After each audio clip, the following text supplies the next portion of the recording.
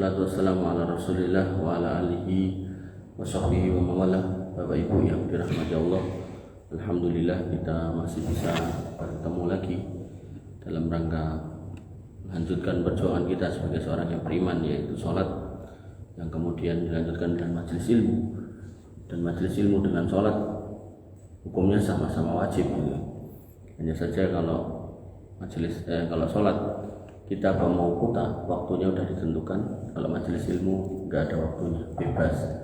Sehingga panjenengan yang misal longgare hari Senin kata niki monggo, ada yang longgare hari Kamis monggo, ada yang longgare tiap Ahad monggo.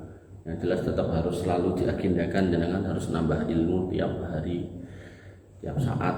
Jangan sampai mboten ada tambahan ilmu itu sendiri, karena ilmu niku nek kita pelajari ternyata nggih mboten entek gitu kan. Bahkan kula pun kuliah kathah men kula sik daftar kuliah gitu kan, ternyata kok yo enek ilmu anyar meneh, terus kitab baru lagi dan seterusnya. Maka itu menunjukkan bahwasanya ilmu kalau kita kejar sampai kita wafat, insya Allah mungkin kita wafat duluan, ilmunya nggak habis-habis. Oleh karena itu maka pentingnya kita nambah ilmu setiap saat, dan kita cek masing-masing kita kekurangan diri kita itu di sebelah mana. Kalau ilmu tentang sholat kurang, monggo ditambahi. Nah, makanya saya sih berharap nanti Pak Jalu ini mau Ramadan gitu kan. Nah, maka saya sih berharap kalau ada request gitu, ini masalah ini di pending cetak ganti soal tema Ramadan, nah, barangkali kok ini bukan ada request ya gitu. Tapi matur nuwun. Jadi kula nggih namung mengapa ya istilahnya, mengiyakan apa yang diminta ya.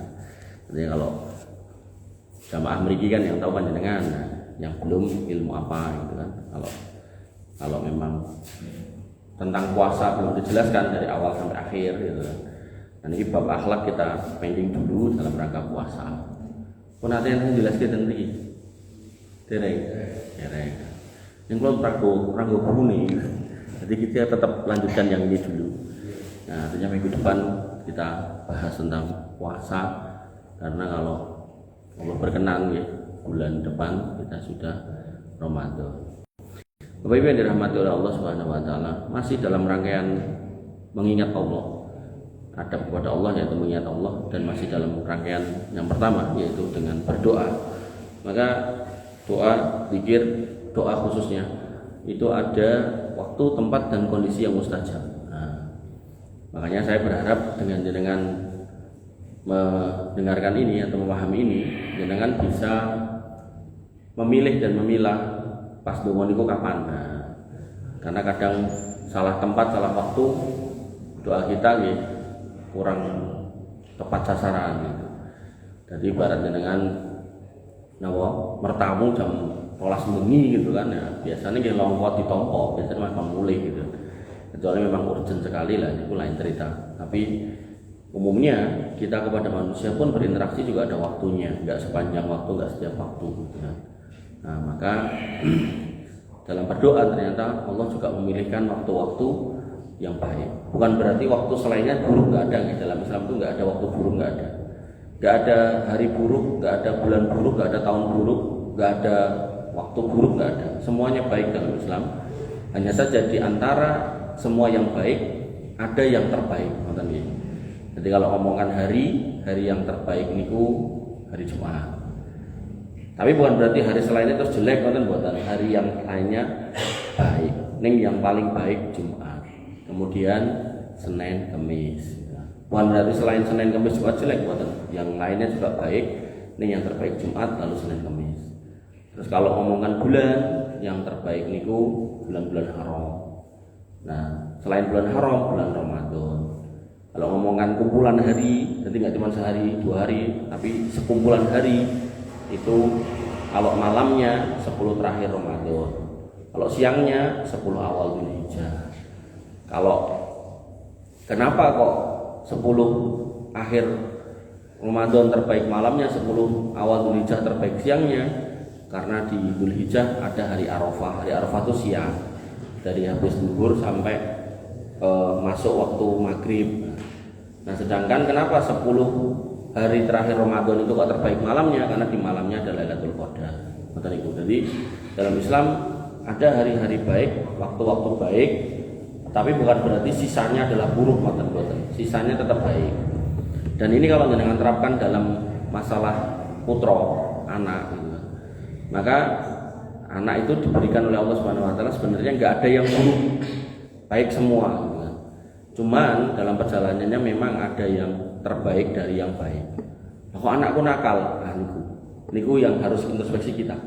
Allah sudah mengatakan melalui nabinya, kullu maulidin yuladu alal fitrah. Setiap anak itu terlahir fitrah, baik, suci. Dan kemudian fa'abawahu yuhawidani. Nah, sing warnai niku bapak ibu, orang tuanya. Jadi ada yang menjadikannya Yahudi, au yunasironihi, menjadikan Nasrani, atau menjadikan yumajisanihi, menjadikan orang Majusi. Tapi fitrah anak sebenarnya anak nggak diapa-apa nih sama orang tuanya. Artinya kalau nggak diwarnai dengan warna-warna aneh-aneh, ini harusnya putih, dan putih itu adalah Islam. Jadi akan sudah tahu secara bawaan kalau Allah itu ada, Tuhan itu ada, Esa tidak berbilang dan seterusnya. Termasuk akhlak-akhlak mulia dia ngerti. Nah, harusnya. Tapi karena terwarnai oleh bapaknya, ibunya, keluarganya, temannya, masyarakatnya, maka akhirnya muncullah anak-anak nakal dan seterusnya. Nah, harusnya kita sebagai orang tua memahami bahwasanya anak itu enggak ada yang terlahir dari awal itu jelek. Secara umum itu semuanya baik. Nah, di antara yang baik itu ada yang terbaik. Makanya kita kalau nemoni atau mendapati putra kita nakal, ya jangan kemudian menghakimi duluan. Harusnya kita introspeksi, jangan-jangan kitanya yang mungkin kitanya yang bermasalah waktu mendidik mereka ini. Bapak Ibu yang dirahmati oleh Allah Subhanahu wa taala, sehingga harapan saya setelah nanti kita belajar waktu, tempat dan kondisi yang mustajab, panjenengan bisa metani, jadi ndonga pas waktu itu agar fokus dan kabul. Cara orang manah itu tepat sasaran, di waktu yang tepat dan di saat atau di kondisi yang tepat. Nah, maka akan menghasilkan doa yang mustajab insyaallah. Kita mulai nggih. Yang pertama soal waktu mustajab. Jadi nanti ada waktu mustajab, tempat mustajab, kondisi mustajab atau orang mustajab.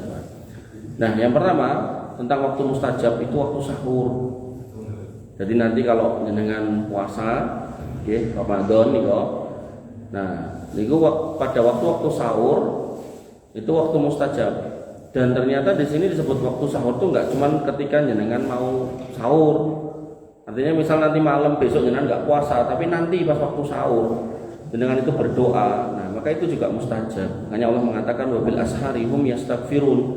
Dan ketika waktu sahur, ciri orang yang bertakwa, orang yang beriman itu waktu sahur itu banyak minta ampun kepada Rabb-Nya. Dan Allah mengampuni tentunya, karena Allah menyebutkan itu sebagai ciri yang baik. Jadi orang orang bertakwa itu subuh niku boten kawanen. Jadi dia berusaha bangun sebelum adzan subuh. Nggih nek bisa rada jauh dari adzan subuh nggih bagus, misal subuhnya jam sekawan, wungune jam 3 niku nggih saged. Tapi nek kesel banget ya minimal setengah jam sebelumnya atau 15 menit sebelumnya lah gitu. Nah, di situ dia bersiap-siap menanti atau jenengan nek diundangi ten uleman niku lho, ten jagongan niku. Undangan jam 09.00. Kadang jam 8:30 wis tekan nggone. Soalnya nek telat rauman. Rauman sop. Nah, maka tamu yang baik ya tekone dhisik kan gitu kan. Tapi kalau kadang nggih enten sing mungkin harus datang di beberapa tempat akhirnya ya telat ya. Nah, akhirnya rauman. Nah, maka terkait dengan subuh, nah, orang yang beriman, orang yang bertakwa harusnya dia enggak bangun ngenteni adzan. Nah, sebelum adzan itu paling enggak minimal 15 menit sebelum adzan itu bangun. Dan di situ ada sholat yang harus dia kerjakan. Harus itu maksudnya sunnah muakkadah sangat ditekankan, yaitu sholat witir, sholat penutup malam. Nah, jadi syukur-syukur bisa dikerjakan di tengah malam atau sepertiga malam, tapi enggak bisa ya. Begitu bangun niku jenengan lakukan sebelum adzan subuh tentunya. Minimal sak rakaat, artinya ganjil. Nah, begitu jenengan sudah lakukan, kok delalah dereng adzan gitu. Jenengan bisa nambahi sholat tahajud minimal 2 rakaat. Jadi totalnya minimal 3, 2 plus 1. Sing 2 tahajud, sing 1 witir. Gandeng tahajud kali witir niki luwih ditekankan witir, maka witir dulu. Pakai tahajud. Niki nek waktune mepet, nek waktune rada dawa, nggih tahajud dulu baru witir. Niku amresane ngoten niku. Nek jenengan termasuk orang yang kalau bangun mesti kesiangan gitu kan. Nggih bari sak nika jenengan mang witir gitu kan. Karena witir itu penutup salat untuk malam harinya. Nah, nanti pembukanya begitu adzan subuh niku jenengan salat fajar 2 rakaat. Nah, ketika jenengan sudah menyelesaikan 1 plus 2 niku, otomatis kan nunggu adzan gitu loh. Lah itulah waktu sahur. Nah, jadi waktu sahur itu bukan sebelum imsak, justru imsak itu dalam Islam tidak ada. Artinya imsakiyah dalam artian imsak itu nih kali 5 menit atau 10 menit sebelumnya adzan nggak boleh makan, itu dalam Islam nggak ada. Jadi kita dilarang makan untuk sahur itu benar-benar pas adzan niku. Begitu adzan ya kita nggak boleh makan, nggak boleh minum. Nanti ini jenengan yang bangun kok urung adzan masih 5 menit, monggo silakan sahur. Ning diperkirakan nek gak 5 menit mosok juga sego sak ceting iwak loro kan yo rantek to mesti to. Sak madya mawon gak ada 5 menit ya berarti sego 20 karo napa toyo sak gelas ngeten iki insyaallah pas atau kurma gitu kan. Nah, karek 5 menit mulai bojone. Ayo Bu. 5 menit. Nah, maka ya wabil asarihum yastaghfirun, maka begitu kemudian jenengan sudah siap menunggu subuh, jenengan banyak istighfar. Nah, sehingga di sini difahami oleh sebagian ulama bahwasanya tempat atau waktu mustajab itu adalah ketika sahur. Dan di situ ketika jenengan minta itu benar-benar jenengan akan fokus karena jenengan bangun tidur dan ini fresh. Cara pikiran itu tesih longgar, tesih kosong, belum mikir sing macem-macem. Tapi nek jenengan donga misal siang-siang pas istirahat duhur ngoten nika, yo kadang pikirane wis tengen ning ngendi-ngendi gitu ya. Wah, engko dadak ngene, dadak ngono gitu kan. Nah, kemudian dalam hadis yang lain Nabi SAW bersabda, "Yanzilu Rabbuna tabaraka wa ta'ala kulla lailatin fis ila sama'i dunya hina yabqa sulusul lailil akhir." Rabb kita Allah Azza wa Jalla itu turun ke langit dunia pada sepertiga malam yang terakhir pada setiap malam. Kapan? Nah, sepertiga malam. Nah, itu tadi. Jadi termasuk sepertiga malam itu ya dalam rangka menunggu subuh itu tadi. Nah, tinggal niki jenengan perkirakan kalau tadi maghrib misal jam 6, subuh jam kawan gitu kan. Berarti niku 10 jam kan. Nah, berarti 10 jam poro telu. Nah, 3,3 anggaplah 3,5 gitu kan. Nah, berarti sepertiga malam terakhir ya sekitar jam 12:30 sampai jam 4 itu. Nah, tinggal jenengan nek petah melek suwe nggih, monggo silakan dari jam 1 tahajud silakan. Tapi nek mungkin jenengan nggih kesel saya terus mempertimbangkan sesuk sik kerjane nggo mobil, nah, maka silakan jenengan istirahat. Nah, nanti jam 4 kurang seperempat, 4 kurang setengah jam atau setengah 4 jenengan bangun. Jenengan siap-siap menghadap Allah. Nah, apalagi kalau misal masjid ini mboten dikunci napa mboten nek dalu. Mboten bisa masuk urip AC petengan wes paling nyeneng niku nek kula. Jadi nek misal enten jadwal pengajian bar subuh niku kula iso teko sik dhewe nek AC sak eneng-eneng tak uripe. Terus mlebu wes ten mriku salat napa sing saged dilakoni, artine salat witir atau salat tahajud sak tekane 2+1. Nah, atau nek sudah witir sudah tahajud di rumah ya tinggal salat sunnah 2 rakaat. Wis donga gitu kan. Donga sak donga-donga nih kelingan opo wae, donga kelingan utang, donga kelingan bojone galak ya donga, kelingan anak yang diatur ya donga, kelingan ranti napa istilahé ranti motor pengen di motor ya donga, kelingan cicilan ya donga. Opo wae ditungake. Nggih. Dan itu setiap hari loh Pak. Oh, artinya kesempatannya itu enggak cuma sekali 2 kali, sak bendino. Sehingga kalau kita enggak mengoptimalkan kan kasihan. Iman itu. Yaqulu, nah, kemudian Allah berfirman tuh pada sepertiga malam terakhir ketika Allah turun ke langit dunia, may yad'uni fa astajiba lahu. Sapa ndonga tak kabulno lho. Iki pun janjine Gusti Allah lho. Dan innallaha la yukhliful mi'ad. Allah tidak akan mengingkari janji. Nah, tinggal nanti pertanyaannya, kok aku wis ndonga bola-bali ra kabul? Nah, niku kita introspeksi. Makanan kita haram enggak, minuman kita haram enggak? pakaian kita haram enggak, kerjaan kita haram enggak, nek niku enggak semua jawabannya yakin halal, maka kemungkinan Allah punya hikmah tersembunyi kenapa doa itu enggak dikabulkan.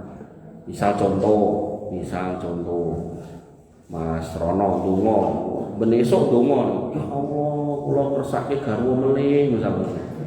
Lah kok ora dikabulke? Lah mungkin Allah tahu hikmahnya, mungkin ekonomine rong mapan, mungkin bojone rong iso napa longgar atine, mungkin nek kawin meneh padu, atau mungkin omahe jek ngontrak. Nah yang tahu ini, yang paling tahu ya Allah, kita enggak tahu. Nah Allah lebih tahu tentang kita daripada orang tua kita gitu.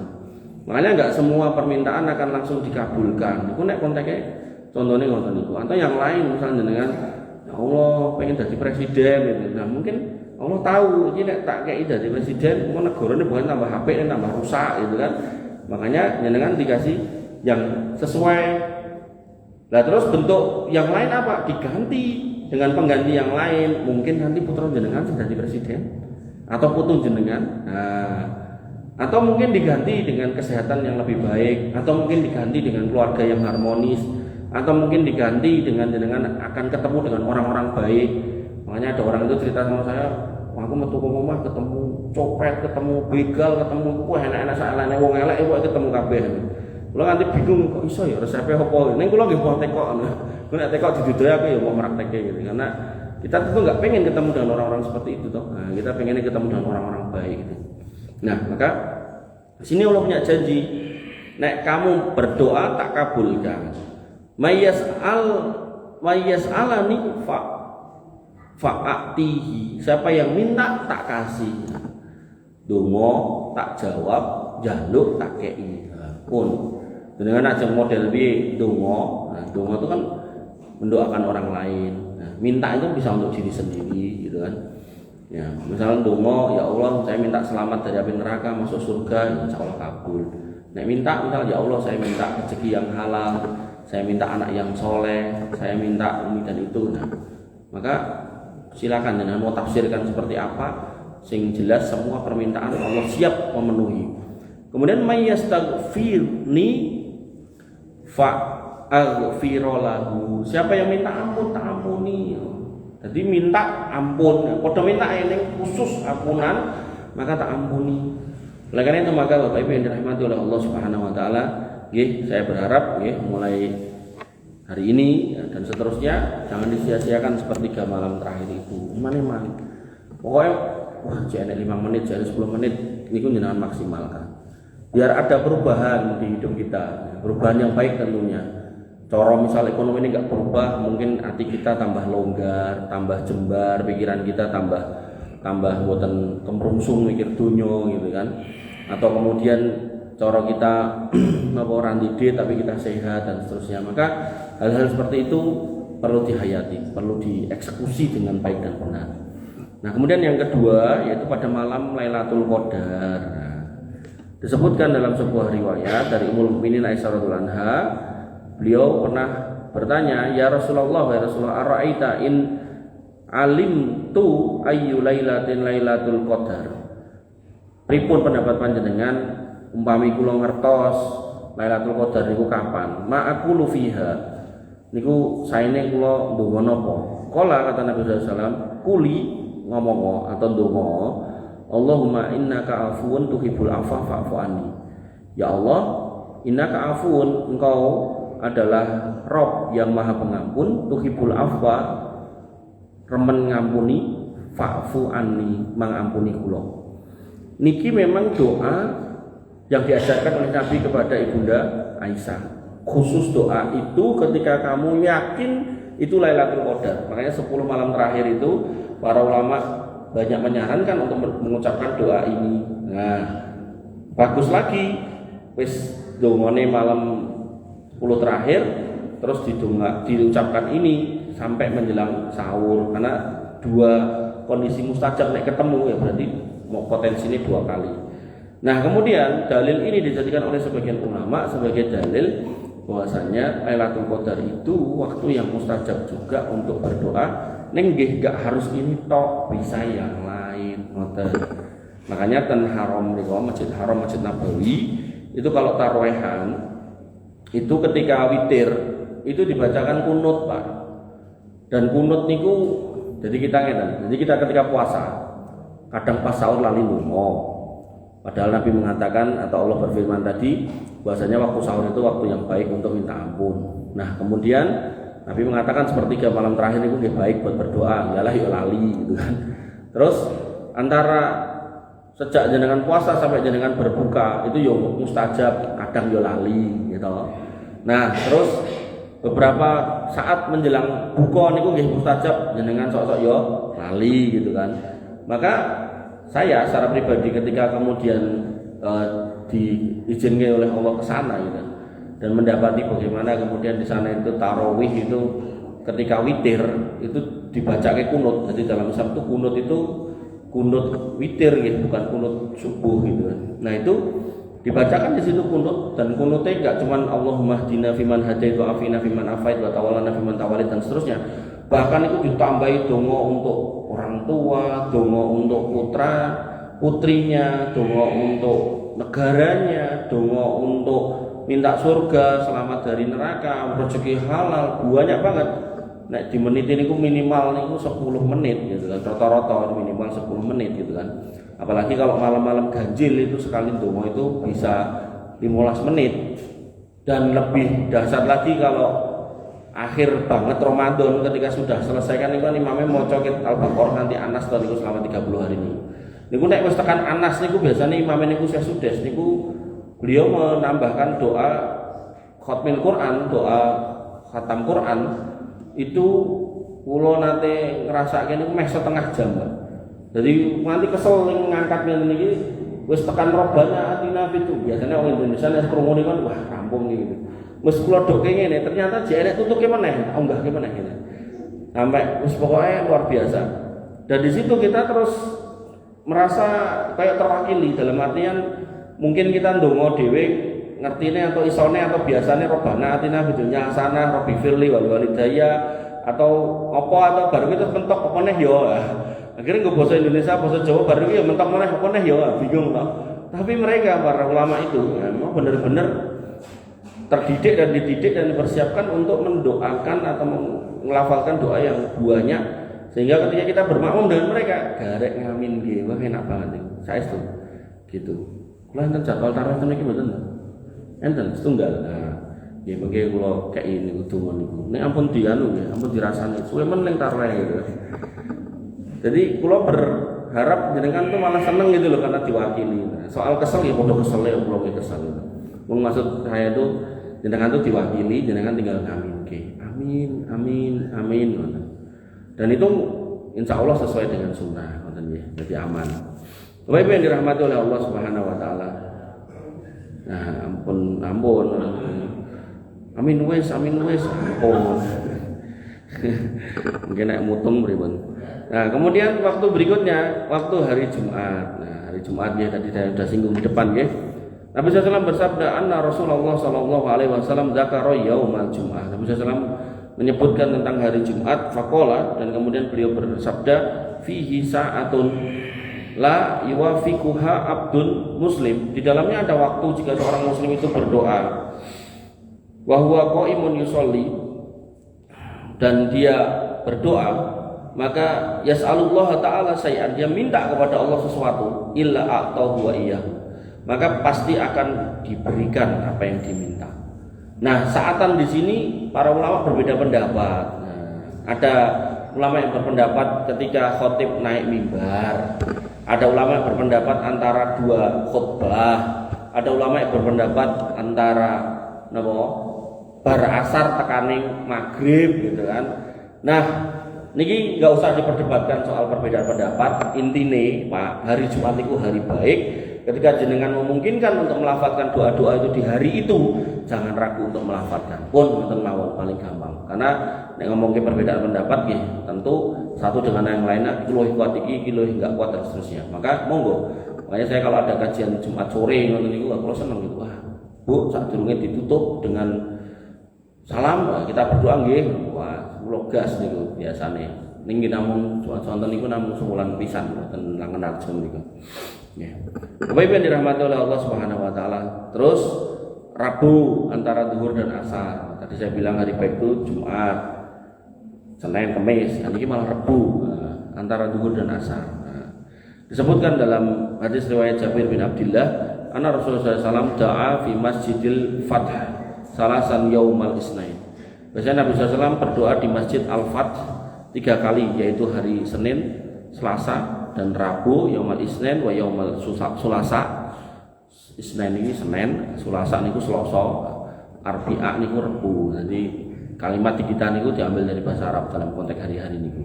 Kecuali Minggu gak tahu dari mana. Sing Arabe Ahad ini.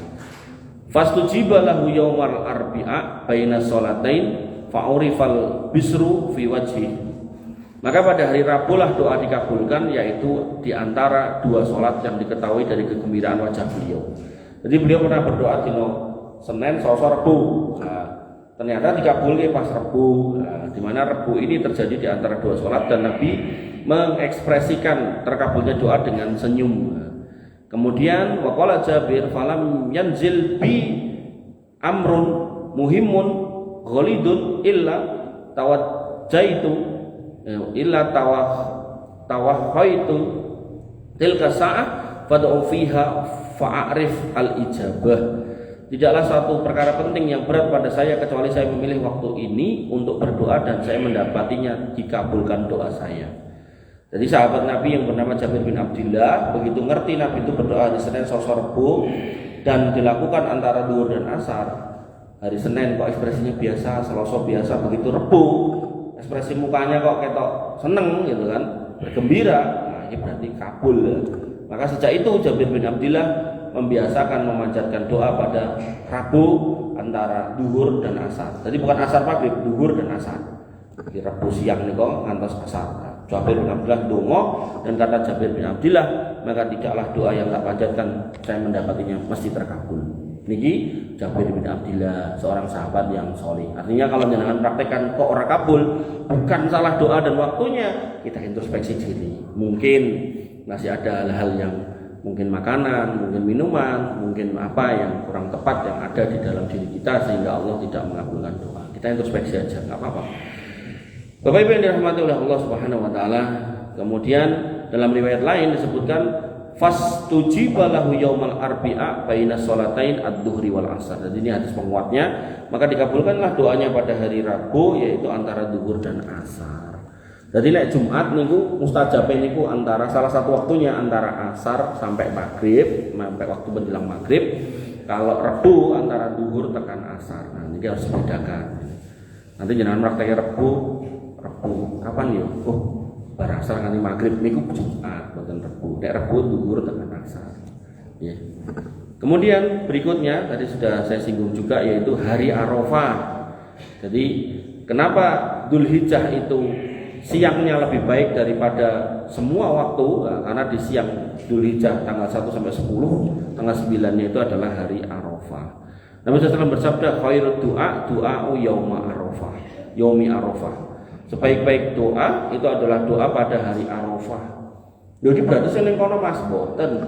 Di sana juga punya kedudukan di waktu yang terbaik dan tempat terbaik di muka bumi. Tapi jenengan yang tidak bisa ke sana, maka jenengan ada di waktu yang terbaik. Makanya jangan ragu untuk banyak berdoa. Mobil khusus pas Arafah niku kan poso. Nah, dongane wong poso mungkin enten tapi insyaallah niku juga mustajab. Jadi wis poso Arafah. Bilalah dinone Jumat sisan. Wah, mantep kok. Jadi wis poso Arafah Jumat. Wah, dinono terus didolimi tanggane sisan gitu. Jadi tambah terus ya. Makanya jenengan harus mulai napa istilahnya pasang strategi. Posisiku piye iki? Oh didolimi. Oh iki dino Senin. Oh iki aku poso. Oh iki aku insyaallah sebagai kepala keluarga yang bertanggung jawab dengan bekerja. Maka nek-nek wonten niku jangan ragu untuk berdoa. Karena ketika kita berhusnudzon sama Allah, karena idza dzani abdi bi, maka Allah juga akan berprasangka atau berbuat baik kepada kita. Terus aku dalam posisi 1, 2, 3, 4, 5, 6, wah ada 6 kebaikan yang saya lakukan. Bismillah saya berdoa gitu kan. Maka insya Allah Allah akan mengijabahi. Nah, kemudian termasuk waktu mustajab itu adalah di bulan Ramadan. Nabi SAW bersabda, "Idza kana Ramadan futihat abwabur rahmah wa ghuliqat abwabu jahannam wa sulsilatis sayatin." Apabila masuk Ramadan, maka pintu rahmat itu dibuka, pintu-pintu kebaikan dibuka. Rahmat itu banyak maknanya, bisa bermakna hidayah, bisa bermakna nikmat rezeki, bisa bermakna macam-macam. Tapi wabil khusus yang bisa jenengan lihat secara umum, rahmat niku hidayah. Gampangnya ngeten. Ketika buatan Ramadan, nah, kita bisa ngitung nih yang masjid berapa. Tapi begitu Ramadan, ludak gitu kan. Mungkin tekan parkiran itu Pak. Boten. Artinya paling boten masjid ini kebak toh. Nah, niku. Jadi orang tuh ringan langkah kakinya. Kenapa? Karena niki lho disebutkan dibukalah pintu rahmat dan kemudian ditutuplah pintu neraka dan setan-setan dibelenggu. Setannya ditencang. Nah, tapi kok Ramadan enak mendem. Nah, setannya dhewe berarti gitu kan. Karena setan itu tugasnya bisiki. Kok kemudian dia sudah otomatis setannya lunga dhek mendem dhewe gitu kan. Ya berarti itulah setannya. Makanya disebut min waswisu fi sudurin nas min saril waswasil khannas alladhi waswisu fi sudurin nas minal jinnati wan nas. Jadi yang menggoda bikin waswas itu ya sok jin ya sok menungso itu sendiri gitu. Maka begitu kemudian dirinya sendiri sudah otomatis ya jin korinnya nggak ngandani mau ngancani tok dideloki tok ora dibisiki kok dia sudah otomatis berbuat maksiat. Nah, maka itu waspada harus karena nanti pas Ramadan di mana orang umumnya harusnya mendekat kepada hidayah, mendekat kepada rumah Allah, malah dia bermaksiat. Wong liya salat tarawih dhek malah nguripe mercon. Wong seniyo napa poso dhek malah mokah gitu kan. Nah, wong liya ngaji dhek malah main gaple gitu. Nah, itu hal-hal seperti itu harus diwaspadai. Jangan sampai itu terjadi sama kita. Nah, sampai terjadi sama kita harus langsung sadar. Dan dalam bab setan itu jane setan itu gampang ngusire, ta'awud sing kata. Makanya orang itu kalau digoda setan, misal kita punya masa lalu hitam tiba-tiba aku kok masalahku akeh, kok tak mendem neh, kok tak ngene neh, tak ngono neh gitu kan. Nah, itu harusnya ketika panggilan ngoten niku enten itu jin korin sing bisiki, langsung ditawuti sing kuatah. Auzubillahi minasyaitonir. Karena akhirnya ketika orang itu enggak meminta perlindungan kepada Allah, dia berusaha bertahan dengan dirinya sendiri. Wong jelas imannya mungkin enggak kuat gitu kan. Yang terjadi akhirnya kalah. Makanya perjoron itu kebak tadi. Kebak, saking kebake dan karangannya digawe gede banget itu. Mboten mudeng niku ini ngadai sinten apa sing mriki pindah mriku napa king pundi dek puniku. Maka yang harus jenengan pahami Bapak Ibu yang dirahmati oleh Allah Subhanahu wa taala, nggih, Ramadan itu bulan penuh rahmat ya. Sehingga banyak-banyaklah berdoa di situ. Dadi wis tiba Ramadan pas poso jenengan pas lagi kerja delalah dinone Senin, Kamis, apa Rebo, apa Jumat, delalah pas sahur sisan, teh banget lho. Sapa mulai? Jenengan didolimi tanggane meneh pitu to. Jangan ragu, jadi sering-sering aja ngitung ngoten niku. Iki dina apa? Misal sesuk Selasa, waktune biasa, ora mustajab, maksudnya hari biasa. Wah, aku lagi poso ternyata satu. Besok aku lagi kerja loro. Oh, aku lagi meneh yo. Pokoknya jenengan ingat-ingat begitu banyak, jenengan bisa sampai mendapatkan kondisi jenengan ada di 5 keadaan atau 10 keadaan yang perlu. Jangan ragu untuk berdoa. Minta sama Allah Subhanahu wa taala apa yang perlu jenengan minta. Karena kalau enggak seperti itu, wah, masalah demi masalah itu akan terus datang dan marai mumet gitu kan. Bapak Ibu yang dirahmati oleh Allah Subhanahu wa taala. Kemudian 10 pertama bulan Dzulhijjah dari Ramadan, Ramadan 10 terakhirnya sudah, dan ini 10 pertama bulan Dzulhijjah. Nabi SAW bersabda, "Ma min ayyamin al-amal sholih fiha ahabbu ila Allah azza wa jalla min hadhil ayyam." Tidak ada hari yang mana amal soleh pada hari itu lebih dicintai Allah daripada hari-hari yang lain, yaitu ayyamul asr, hari yang 10. Qalu, sahabat bertanya, "Ya Rasulullah, walal jihad fisabilillah." Ya Rasulullah, masa jihad enggak termasuk yang terbaik juga? Qala, kata Nabi SAW, jihad akan menjadi baik, artinya menjadi mengungguli amal di 10 hari yang pertama ini dengan syarat walal jihad fisabilillah illa, syaratnya rajulun kharaja bi nafsihi wa malihi summa lam yarji' min dzalika bi syai'. Jadi jihad bisa mengungguli kebaikan amal di 10 hari pertama bulan Dzulhijjah ini dengan syarat wong sing jihad kuwi mangkat nggawa bondo karo raga karo nyawa ning ora mulih kecuali gari jenenge tok. Artinya amal di 10 hari pertama bulan Dzulhijjah itu sedemikian utama sampai mengungguli amal jihad. Kecuali orang yang berjihad dengan membawa dirinya, fisiknya dan hartanya semuanya, tapi nggak pulang kecuali cuma namanya tok, meninggal di jalan Allah. Nah itu lagi bisa mengungguli amal di 10 pertama bulan Dzulhijjah. Nah karena ini waktu utama, maka para ulama merumuskan atau menyampaikan bahwasanya itu termasuk waktu untuk banyak-banyak berdoa, wabil khusus pada hari Arafahnya tadi. Bapak Ibu yang dirahmati oleh Allah Subhanahu wa taala, waktu sampun. Nah, saat ini keadaan. Yang pertama, saat berpuasa sampai berbuka. Nah, tadi sudah saya singgung. Nabi SAW bersabda dari Abu Hurairah, salasun la tarudda dakwatuhum, ada 3 kondisi manusia yang doanya nggak akan ditolak. Yang pertama, as-shaimu hatta yuftir. Orang yang puasa sampai buka, berarti kan ket bar sahur nih kok, ket bar adzan subuh nganti mengke sadurunge adzan maghrib, banyak doa. Ning, ya kadang lali ya kan toh. Makanya dengan adanya imam-imam yang kemudian mewakili jenengan tinggal ngaminke, nah niku penak. Nah, saya kalau apa jadi makmum atau umpami enten imam atau masjid mana yang baca kunut gitu, saya cari, saya pindah ke niku. Nah, termasuk ketika saya ngimami, nah, saya berusaha untuk membaca doa itu karena momennya pas gitu, dan saya berharap ya itu bisa mewakili jamaah sehingga jamaahnya tinggal mengaminkan gitu. Nah kemudian wal imamul adil, dan pemimpin yang adil. Pemimpin yang adil ini kalau baru tadi merenung gitu. Pemimpin yang adil tuh ini mustajab.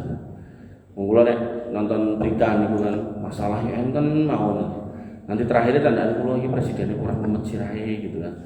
Tapi terus kula mikir, kalau memang benar presidennya ini pengen berjuang untuk masyarakat, untuk rakyat, untuk negara dengan baik, tidak dalam rangka untuk memperkaya diri, niku ya Allah tinggal sholat ngatung ten Gusti Allah nyuwun. Ya Allah niki wong-wong sing sulaya mang singkirke, niki negara mang rapekke, mang tata segala macam rezeki dari tanah, dari buminya, dari lautnya mang tekake dan segala macamnya, kalimat-kalimat seperti itu. Kapun al imamu adil. Makanya panjenengan sebenarnya juga imam. Di mana? Di rumah jenengan. Makanya jenengan kalau punya putra lebih dari 2, ya lebih dari 1, berarti 2 dekat ke atas. Pastikan jenengan adil. Dan adil bukan bicara urusan hati.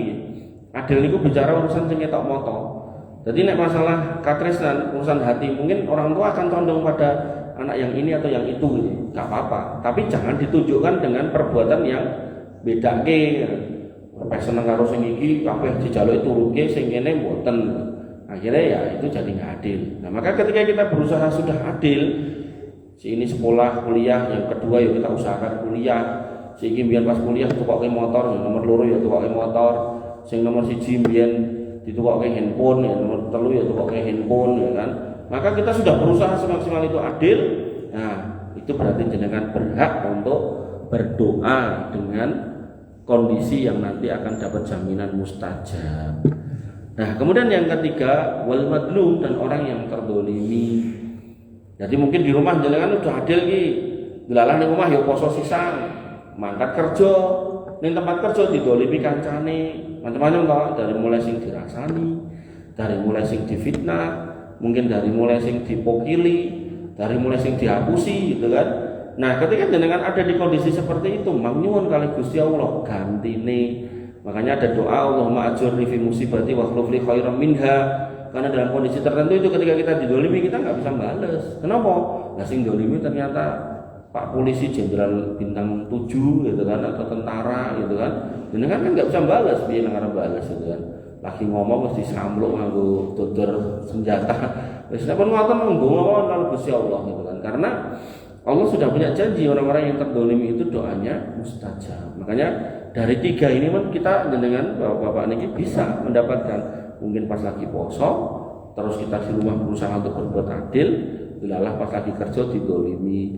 Contoh dilondolimi pripun, misal wayah gajian gajine medhu. Nah niku kita masuk didolimi. Aja ampun dongake gongkok bos undang mati, mboten mati tenan waras itu gajian gitu. Ya dengan donga untuk diri jenengan, wah aku lagi didolimi iki gajine rong cair. Ya Allah mamparingi rezeki dari jalan yang lain, ya Allah mamparingi sehat anak cucu kula, maringi cukup keluarga kula, mangsehatke wong tua kula, macam-macam lah gitu. Jadi jangan langsung jenengan serang orang yang mendolimi jenengan, karena nek niku mungkin kayane karo jenengan ora sida bayaran nek repot mungkin malah. Ini Mas gajine dindani bojone ning omah. Anu bose matek. Malah diseneni bojone genti. Bojone genti donga karena terdolimi. Aduh ya Allah ya. Bapak Ibu yang dirahmati oleh Allah Subhanahu wa taala, ketika adzan berkumandang, Nabi SAW bersabda dari Abu Hurairah, "Sintani la taradani au kullama au qallama taradani," yaitu ad-da'watu indal munadiyah wa indal ba'si hina yulhim ba'duhum ba'du. Yaitu ada dua doa yang tidak tertolak pada dua waktu, atau minimal kecil kemungkinan yang tertolak. Jadi kecil kemungkinan tertolak atau gak akan tertolak. Artinya kemungkinan besar itu terkabul, yaitu ketika adzan berkumandang. Adzan nih, pas adzan nih. Dan biasanya kan dengernya kan antara adzan dan iqamah toh. Ini pas adzan nih. Lu kan jawab, Mas, dia dijawab, Allahu Akbar, kan terjawab, Allahu Akbar. Tambah Rabbi firli wal walidayya warhamhuma kama rabbayani shaghira. So, hayya 'alas shalah gitu kan. Jawab hayya 'alas shalah gitu kan. Tambahi gitu kan. Allahumma inni as'alukal jannah. Kenapa gitu kan. Termasuk dalam sholat. Ketika jenengan sholat, begitu berdiri nih kok, imam baca surat, jenengan enggak boleh baca apapun kecuali mendengarkan.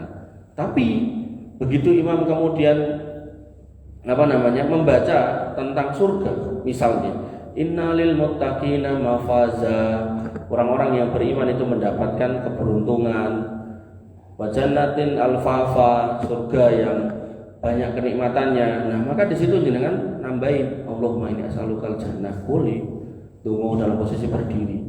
Atau kemudian ketika imamnya membaca ayat tentang neraka niku narun, jahimun gitu kan, alimun, adabun, udah bahasa-bahasa gitu. Nah, jenengan tinggal Allahumma inni a'udzubika minan nar, boleh. Tapi nek liyane enggak boleh gitu kan. Jadi seperti ini juga sama, ketika jenengan dengar orang adzan gitu kan, apakah jenengan lagi di masjid atau di luar masjid. Nah, maka jenengan bisa sambil menjawab berdoa. Wa indal ba'si, dan ketika terjadi peperangan, nah, kayak kasus Palestina nih kok, maka mereka memanjatkan semua doa. Nah, pertanyaan nih, orang menang-menang gitu kan. Maka jawabannya bukan karena Allah tidak berpihak pada mereka, justru apa yang terjadi hari ini itu adalah bagian dari perjalanan dunia yang emang harus seperti itu. Jadi nanti dunia itu akan diakhiri dengan peperangan besar kaum muslimin dengan orang-orang Yahudi. Sebelum adanya negara Israel hari ini, orang Yahudi itu semobar saat dulu. Begitu kemudian Allah izinkan mereka menang di tanah Palestina, tentu atas jasa Inggris yang memasukkannya, dan kemudian Amerika yang mendukungnya, dan sekutu-sekutunya yang mengiyakannya, maka mereka dari mana-mana ngumpul meriku. Dengan kemudian orang Palestina disuk duwe lemah diiseni meneh wong mana-mana. Dan dalam konteks kita wong Jawa niku nasab itu kan ngikuti pake, orang Arab juga sama gitu kan. Jadi misal bin itu ngikuti pake gitu. Jadi misal ada orang Jawa sama orang Sunda punya anak, bapaknya Jawa, mboknya Sunda, punya anak. Anaknya mesti akan mengatakan aku wong Jawa, bukan wong Sunda. Itu namanya patrilineal. Nah, nanti yang matrilineal itu ngikuti mboknya atau wong Minang. Nah, di Israel itu pokoknya anggar pake apa mboknya wong Yahudi, kuwi wong Yahudi. Nah, jadi ngikuti loro-loro nih. Nah, syukur-syukur loro kabeh Yahudi, maka anaknya Yahudi murni. Makanya di Israel sana ada yang hitam kayak negro, ada yang muka Cina, ada yang muka India, ada yang muka Afrika gitu kan. Nah, maka itu semua orang Yahudi, karena mereka punya prinsip pokoknya agar salah satu orang tuanya Yahudi, ya dia Yahudi. Kumpullah mereka di sana gitu. Nah, nek ngumpul teng mriko cara tikus gropekane kan gampang gitu kan. Gitu. Jadi ra usah goleki. Nah, makanya itu bagian dari sunatullah. Mung akhirnya yang terjadi ya orang Islam yang kedesak, ya jadilah korban, meninggallah sekian ratus ribu orang, bahkan dari total mungkin sudah jutaan orang kaum muslimin Palestina. Nah, secara kasat mata ketoknya koyo kalah. Sebenarnya dalam urusan jihad, depan orang Islam itu iskariman aumut syahidan. Nek menang ya menang mulya, nek akhirnya mati ya mati syahid. Makanya orang Palestina niku walaupun ribuan, ratusan ribu bahkan jutaan mereka mati, meninggal itu mati syahid. Mati syahid niku pripun to? Ning kuburan ora diparani malaikat, ora ditekoki tentang napa? Siapa Tuhanmu, siapa nabimu, apa kitabmu. Mengko pasti bangkitke, mungkin dikei yupan kali Gusti Allah. Pas hisab kali mizan mboten dihisab mboten ditimbang, mungkin ten telogo niku tempatnya wis istimewa, mungkin pas ning sirat niku kon mlayu bablas gitu kan. Mungkin surga niku pintune nek khusus, penake pol. Termasuk dia punya keutamaan salah satunya bisa ngajak 70 orang anggota keluarganya. Jadi kita sebagai orang hidup melihatnya yo mesake. Tapi sebenarnya mereka dibalik rasa kasihan kita itu mereka juga punya keutamaan yaitu menjadi orang-orang yang mati syahid. Nah, maka di sini disebutkan terkait dengan adzan, begitu adzan berkumandang dengan bisa berdoa. Nah, malah sing nggak boleh itu malah jane ngobrol. Kadang orang adzan ngobrol, begitu adzane banter, opongane dibanterke niku. Kula nanti ngoten niku ngelekke piye gitu. Dadi piye ta? Pak meneng sik Pak. Bapak Ibu yang dirahmati oleh Allah Subhanahu wa taala. Nah, kemudian pada poin berikutnya yaitu antara adzan dan iqamah. Nek tadi pas adzannya dan pas perang, nah yang berikutnya adalah antara adzan dan iqamah. Ad-du'a'u la yurad bainal adzan wal iqamah. Doa tidak tertolak antara adzan dan iqamah. Sehingga begitu sudah selesai adzannya nenggo iqamah mang banyak berdoa. Nek bingung tungone napa, nah masalah itu dicatat sing kata. Nah mungkin pas jenengan nenggo niku mang banyak-banyak berdoa, diwaca ora apa-apa. Ya Allah saya minta ini, minta ini, minta ini, minta ini. Satu lagi nggih. Nah, yang sering dilupakan orang yaitu ketika sujud. Nah, Nabi SAW bersabda aqrabu ma yakunul abdu min rabbih wa huwa sajidun. Kondisi saat orang itu paling dekat dengan Rabb-nya adalah ketika dia sujud, fa'aksiru doa. Maka banyaklah doa waktu sujud. Nah, ulama berbeda pendapat apakah semua sujud atau di sujud terakhir. Maka saya tidak menguatkan salah satunya, silakan dengan mau melakukan. Jadi dalam sholat termasuk yang boleh ditambahkan bacaan waktu berdiri tadi ketika dengarkan ayat tentang surga dengan minta surga, dengan dengarkan tentang neraka dengan minta berlindung dari neraka, atau ketika dengan sujud, pas sujud niko begitu sudah selesai baca doa sujud, subhana rabbiyal a'la tok entok atau subhana rabbiyal a'la wa bihamdi entok atau subuhun kudusun rabbul malaikati waruh entok atau subhanaka allahumma rabbana wa bihamdika allahumma ighfirli boleh. Nah, setelah selesai baca doa-doa itu dengan tambahi, apalagi ketika dengan makmum imamnya kok ora ngadeg-ngadeg, dengan tambahi donga napa mawon ning saran saya bahasa Arab. Karena kalau kita ngomongkan sholat maka jangan dimasuki bahasa selain Arab. Dan masukinya juga di waktu-waktu yang boleh, atau pas berdiri tadi, pas sujud niku, sama nanti sebelum salam. Nah, pas sujud niku, dongane sing bahasa Arab. Nah, bahasa Arab niku dongane napa? Lah monggo jenengan betahe napa? Misal jenengan pengen utangnya dilunasi, ya Allahumma qdi daini, Allahumma qdi daini, atau Allahumma inni a'udzubika minal ma'sami wal maghromi, atau apa? Nek misal jenengan bener-bener gak ngerti, Syekh Abdul Razak Al-Badr itu mengatakan berdoalah kalian semua yang kalian hajatkan, tapi setelah kalian ucapkan semua itu dan kalian ragu mungkin ada yang kurang tersebut, maka kata beliau ucapkan Rabbana atina fid dunya hasanah wa fil akhirati hasanah. Maka dengan kamu ucapkan itu, Allah yang maha tahu, Allah yang maha lihat, Allah akan ngerti mana yang kurang dari hidupmu, Allah akan genapi. Karena di situ bahasanya fid dunya hasanah wa fil akhirati hasanah wa qina adzabannar. Makanya ketika jenengan bingung main donga apa, monggo niku mawon Rabbana atina fid dunya hasanah wa fil akhirati hasanah wa qina adzabannar. Tapi kalau kemudian jenengan inget pas sujud, oh bapakku wis ra enek, biyen aku nakal dikon moro pas meh mati ra moro, pas dikubur yo ora teko gitu kan. Nah niku mang apa istilahnya, mang bayar kesalahan niku sakniki dengan banyak mendoakan. Karena orang tua yang sudah nggak ada, saya sudah jelaskan pas khutbah Jumat itu toh, bahwa orang tua yang sudah nggak ada itu hakikatnya mereka mengharapkan doa-doa panjenengan, mengharapkan kiriman-kiriman doa dari panjenengan, wabil khusus permintaan ampun dari jenengan kepada Allah untuk beliau. Nah, jadi jangan sampai salah paham, ngomong mati mah dijaluki donga. Pak, kula ajeng tetak melih nyuwun pangestune nggih. Ampun, ora perlu wong mati niku didongake, bukan dijaluki donga. Niku harus clear niku karena niku akidahnya. Bapak Ibu yang dirahmati oleh Allah Subhanahu wa taala, boleh mengatakan lumiyen yang saged kula aturaken mungkin bermanfaat insyaallah. Nggih, minggu depan kita sambung dengan tema puasa. Semoga bisa menjadi kabar gembira buat kita. Bahasanya orang beriman itu menyambut Ramadan dengan bergembira bukan bersedih. Kurang lebihnya saya mohon maaf. Assalamualaikum warahmatullahi wabarakatuh.